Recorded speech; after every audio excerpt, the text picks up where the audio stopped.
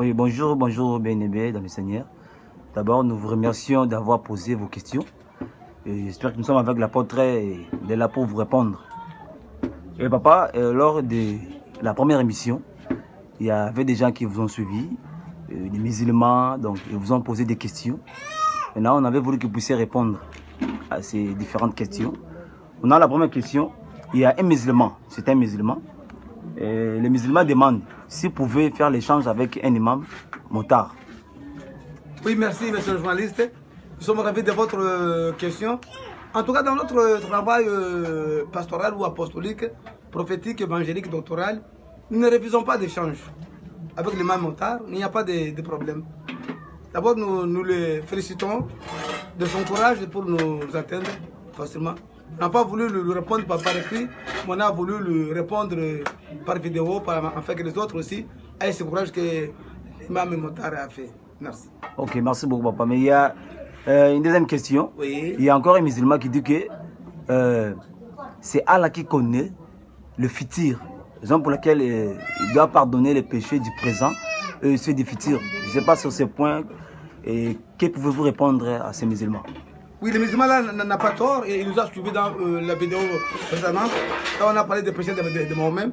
C'était dans le Surat Al-Fatih, verset 2.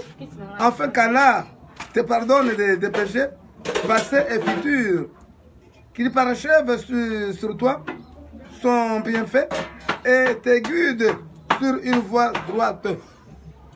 C'est là que nous avons dit que non. Si leur Allah pardonne les péchés futurs, c'est-à-dire que Allah est vraiment déesse. C'est pour là des péchés futurs. C'était même dans leur église voisine, dans leur église sœur catholique. Là où on vendait des indulgences. Le pape, les cardinaux, les évêques, les prêtres vendaient les indulgences aux gens pour avoir le pardon des péchés présents et des péchés futurs. Cela a eu un marché vraiment, se soit enrichi vraiment d'une manière colossale. Mais un jour, la vérité finit à être en fait. Leur moine du nom de Martin Luther King s'est opposé à eux. C'est là où est né les protestants. C'est à cette opposition du refus de vendre des indulgences. Maintenant, le musulman, comme leur Coran, c'est un livre polycopié, on a tiré des pensées de Dieu dans divers livres. C'est ce qu'ils ont fait ici.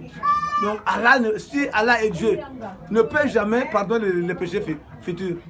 Parce que Dieu ne peut jamais pardonner les péchés futurs. Il ne peut jamais pardonner les péchés futurs. Jamais. Jamais il ne peut jamais pardonner. Ça, c'est faux et archi faux.